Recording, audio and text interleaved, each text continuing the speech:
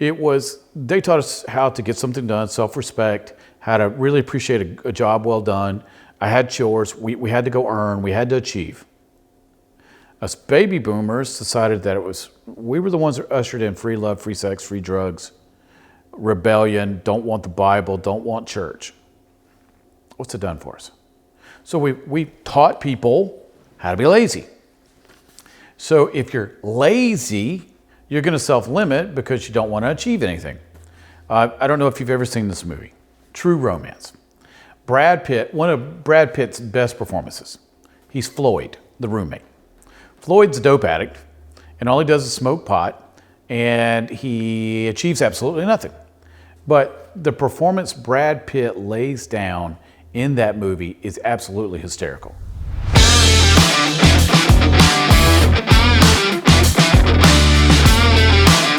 Hey, welcome to What's Your Problem? I am Scot Ferrell. Thanks for spending a little time with me. Now, let's talk about today's topic. Why do we self-limit? You ever look at somebody like the movie Moonstruck? It still makes me laugh when Cher smacks him. Get over it. So many times we limit ourselves on what we want in life. We don't really write out goals because why would I do that? It's never going to happen anyway. So why do we do that? Why do we sit and go, can't do it, not good looking enough, not tall enough, not smart enough, not skinny enough? Oh, that was just me when I was a kid, I guess. And not. Somebody told me this, somebody's saying about that, and somebody didn't recommend this, and so stop the madness. I'm going to go over step by step why we self-limit. Why do we limit ourselves from achieving everything that we've ever wanted? Is it so bad? Like Willy Wonka said, be careful. You might just get everything you've ever wanted. And it's a favorite scene, last of the movie, when they're blasted through everything. Is that so bad? Now, is it possible to get everything you want? Or the Stone's right, you can't always get what you want. The answer is yes, you can. But there's some caveats to it. So go ahead and get pen and paper, because today you want to take some notes on how to do this. Now, so let's go back to the origin. Why do we self-limit? Well, it's programming. I mean, every motivational speaker says the following line. We're born for success, programmed to fail. That's true. That is completely true. Why would God have a creation and then go, I want you to fail the rest of your life. I don't want you to achieve anything good, and I just want you to be a failure. No. That's not how he creates. Look at animals. Do animals get up every day and go, a lion goes, don't think I'll eat today, I'm such a failure. Probably not going to happen. No, that's not how it rolls. Animals just go do what they do. Why don't we just go out and go, all right, I got the favor of God, I think I'm going to go and achieve something great today. Well, from 0 to 7, we absorb everything in our environment. We're human programming. You can look this up on the internet. It's what I teach every day of my life. Why are we the way we are? Well, we get programmed. And what happens if our parents aren't the most positive folks in the world and haven't achieved their dreams, and neither have our grandparents, neither have the aunts and uncles, and neither have the daycare workers or our teachers? Well, everything they say and do and see, we learn through our senses, all 5. We absorb all that from 0 to 7 without the ability to block any of it. So once we're programmed, we will live that program the rest of our lives. Makes sense, right? So let's look at me. I always use me as an example. My mom and dad had a lot of hardship, World War II, depression kids. My mom was a sharecropper. Man, they had it rough. And my dad lived on a farm. He had a huge farm. So my dad's father was not exactly what you'd call sweet and emotional and loving. And then with everything they went through, they always talked about the depression, how hard it was. My great-grandma was born right after the Civil War was over, so I got to hear those stories. I didn't hear a lot of stories of achieving your dreams, and I heard life's tough, life's hard, you won't always get what you want, get as much as you can, hope for the best, look for the worst, all these sayings. So how was I ever to think that I could ever be anything other than what they said? Plus, my nicknames were Oink and Fat Boy and You're Stupid. They thought I was handicapped. You name it, I heard it. Turns out I have an above average IQ, and I can do just about anything I want to, and I'm very creative. I didn't know that because what they told me was that I would never achieve anything. My high school guidance counselor actually told me that I probably wouldn't amount to much. Man, high five, you're awesome. Thanks for that motivational talk there. So when I left high school as a drug addict and got thrown out temporarily, and he let me come back with stipulations to graduate, there's no wonder probably I was a lawbreaker and had a bad attitude and didn't really adjust to anything. I had been programmed to be a juvenile delinquent who was strung out on drugs, who hated people, that just wanted the whole world to die. Okay, I was programmed to be that. Then I meet a guy named Jesus, and he changes that. See, I was limited by my programming, and then I got set free. The great thing about being set free is I went from nothing but limits, nothing but a ceiling, no way to achieve anything, to having the ability to do anything. Well, now I'm a new creature. Now I can do anything that I want to achieve. So I go to college. One of the top students in college. I go on to have a great career in academia, being a behavior expert, TV, radio, you name it, I've gotten to do it. Why? I started out completely limited. Oh my goodness, I didn't think I could do anything. And then I was set free, and now I've been able to achieve just about anything I wanted. So the first reason why people self-limit is programming. All right, let's get to the second one. Lazy. All right, my generation likes to blame millennials for everything. All right, the baby boomers like to pile on. Then I was on a talk show in Philadelphia one night, and they said, how did we end up with laying the blame on millennials? I said, well, the blame's not for millennials. Millennials didn't create millennials. Baby boomers created millennials. It's our fault. We're lousy parents. We didn't teach them how to do anything. See, our parents, the World War II generation and World War I, so I had a lot of World War I vets teaching me. They taught us how to get something done, self-respect, how to really appreciate a job well done. I had chores. We had to go earn. We had to achieve. Us baby boomers decided that we were the ones that ushered in free love, free sex, free drugs, rebellion, don't want the Bible, don't want church. What's it done for us? So we taught people how to be lazy. So if you're lazy, you're going to self-limit because you don't want to achieve anything. I don't know if you've ever seen this movie, True Romance.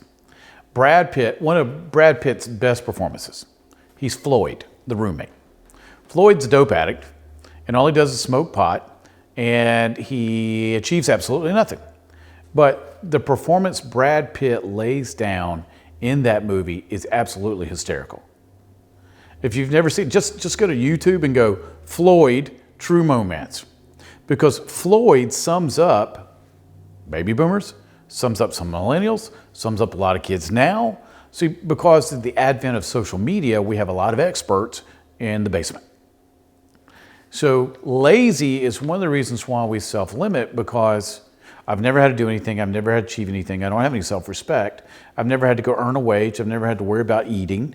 I've always had something handed to me. And now with the government and what they're doing, they're paying people not to work. Hey man, I got it made. They don't realize why the cheese is always free in the mousetrap. And unfortunately, a lot of times you find that out too late. See, if you're on the dole and you're lazy and you never achieve anything, you never make much out of your life, you never accomplish anything, you never receive anything, and then you normally die early. Man, if you look at it that way, it don't sound so appealing now, does it, Scott? So you self-limit because you've self-limited, right? All right, let me get to the next one. You don't think. I meet so many people. You know, I'm a consultant, so I consult with businesses and with families and individuals. I do behavior. And I'll sit and go, well, all right, let's look at what's going on here. Well, did you ever think about? And they'll go, never thought about that. I'm like, you've been in business 20 years and you never thought about X. No. The lost art of thought. The thinker, the statue. People don't think anymore. They get in that little digital thing and it's this far from their face all the time, and they don't ever think through anything. Well, remember, anything digital like that will actually numb your brain. I'm not going to go into all the science. You can actually look it up. Look up impairment of brain function through electronics. Look up that on the internet. I'm not going to break down all the exchange here. So if you've got something numbing this and its function, you will eventually lose the ability to think through things. Like, cell towers being too close. Yeah, electromagnetic fields do stunt your ability to perform. So nothing can stunt you if you never start it, right? The lost art of just thinking, just shut the whole world off and sit, think, get a piece of paper, get a pencil, get a pad, not electronics. I'm saying paper, that's paper. A lot of kids don't know what paper is, and a pen. That's how I still do everything. I still use a paper calendar. People think I'm antiquated. Nope, that's how I like to do things. I don't like electronics all the time. I'll write things down. There's some brain science to that. And I sit and think. How do you think I'm a pastor? I write my sermons by thinking. Sit with God, sit with a piece of paper, sit with my Bible. I think through things to, all right, what do you want me to say? What do you want me to teach? How do you want me to teach it? And I think about my life, and my wife and I sit down with just pen and paper and think, get a little music going, get me some coffee, and I just think. I tune out the world. And the great thing is, where we live, we've got a great place in the back here to where, now it gets kind of lively sometimes because we live next to the police station. A little while ago, they decided to change all the sirens and turn them on for emergency services. So now I know what it sounds like if a tornado comes. High five, I'm awesome. But it's very quiet out here, and we get a chance to just stop. So you self-limit a lot of times by not thinking through, one, options, but two, which my next point is, you never develop a goal or a plan. So many times we run on autopilot. So we go from thing to thing to thing to thing to thing to thing to thing. The way we do education now, which really rubbed me the wrong way when I was a teacher, I haven't taught in several years now. I never liked telling every kid they had to go to college. No, not every kid should go. About 20, 30% should probably go, and that's about it. And now with the way high school's going, even less should go, but stay with me on this one. I'm not saying you shouldn't be trained. Some should go to college later, like I did. Had to get my life together and go back to college. I believe in education, trust me. Sometimes I don't always believe in people going immediately. But we rush kids. We rush them through elementary, through middle school, through high school, rush them to college. At no time do we go, let's think about this. And then in school now, everything's regurgitation, not thinking through. My philosophy in my class was you could state any opinion that was backed up by fact. I don't care what your feelings are, but I do care about facts. I don't care what your political stance was, whatever it was. If you got facts, let's talk about it. Because how else are you going to learn to think? See, in my classes in high school, we had teachers. To this day, I put this gentleman in every book I write, Beverly Clayton. Mr. Clayton, Miss Rhodes, my English teacher, her husband, both were educated at Oxford. And he taught religion at Davidson College, close to where I grew up. And she always taught literature. Who better to teach British literature than somebody from England who went to Oxford? And they were so exciting, and they allowed debate, and we would just talk about things. And my classes, we could be brutal to each other. You know, you got a bunch of know-it-alls. You got 15 know-it-alls in a class, and everybody knows it all, right? So that can turn into some heated discussions. And when I got to college, it was normally one of my best friends and I, the ones that were yelling at each other. I think one time the whole class had left, and her and I were still yelling at each other. You know, you're in intense debate then. And I love her, and we talk all the time. And that was many years ago. But we took the time to think through things. Is this true? Is this right? Does this have validity? Does this have data to back it up? And then we could say, all right, this is what I want. This is my plan to get it. I got to think through this, and now I can connect all the dots. See, I don't want to be limited. That's why I live in the United States, where we have a constitution. Even though our government's currently trying to slam communists down on us, they're not going to win. See, I have the free ability to think. I have the freedom to go create. I'm in the freest country in the world. So why would I want to limit anything that I can do? I have the ability to go create. How do I create? Well, a little quantum physics lesson. This was used not for communication, but for creation. By law of quantum physics, whatever you speak, it must become real in the natural. Here's why. Whatever you speak, you'll do, and you'll feel, and you'll act on. Remember, faith without works is dead. You got to go out and do something. So let's get back to the college thing. Here's my stance on how to limit yourself. Only limit yourself to one educational path. No. If college isn't right for you, all right, step back and go, all right, currently I'm probably not mature enough or ready for it. I need a mentor, so I got to learn a skill of some sort. I can go to trade school, I can go to community college, I can go to a 2-year program. If it's real estate, I can go find somebody who can teach me. I'm not saying stop education, but most people are not ready academically or from a maturation schedule to attend college right out of high school. They're not. That's a money grab that the colleges are trying to do. So stop and think. What I like about Europe a lot of times is the gap year. You go see the world, you come back and restart. I needed it, man. So I left a few years and then went back. And by the time I got back to college, I was ready for college. Now, am I pro-college? Am I pro-education? Absolutely. You have to be educated because the people that are more educated than you are going to pass you. And you need to be educated in so many areas. Was the languages, the arts.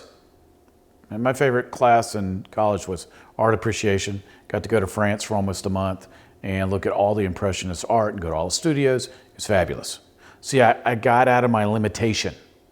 I wrote out a list of everything I wanted to achieve in life, and then I started checking stuff off. And since I've gotten a new lease on life, since I've been healed from dying, I wrote out a new list. And my wife and I are just checking them off because now I'm doing them together because I'm married. So let me refresh. Let me go back over. Why do we self-limit? Programming. We're lazy. We don't think, and we never develop a set of what we want, a goal to do it, and a plan. Well, you got to ask yourself, do I want to stay limited or do I want to get something fabulous out of life? See, what's your problem? A lot of times your problem is you. And I recently wrote a book. You might want to check it out. It's online. You can get it just about everywhere. Amazon, my website, you name it. It's not them, it's you. I always tell people, your biggest enemy in life is looking at you in the mirror every single day when you get up. If you overcome that person, you can overcome anything. So the limits normally come from you. So learn how to think, learn how to process, write out what you want, and then go after it. All right. So, all right. Thanks so much for being part of my day. Let me have a few minutes of your time. Hope this helped, because so many times we look at teenagers and go, "What's wrong with you?" Us. We created them, so we can pat ourselves on the back. Mom and Dad, remember this: they will when you will. If you tell a kid they can accomplish anything, you go first, and it works out way better. All right. Remember. If you have any questions, you can always go to the website, wyppodcast.com. Now, we also furnish tips, etc. on that website, so go there. Now, if you have a problem, let's say there's something I have not addressed. Hey, Scott, I want to hear your answer to X. All right, so that's problem@wyppodcast.com. Also, down here, look, subscribe, and share. I'm covering topics that people ask me on a weekly basis. So if I'm covering a topic, somebody's asked me about it.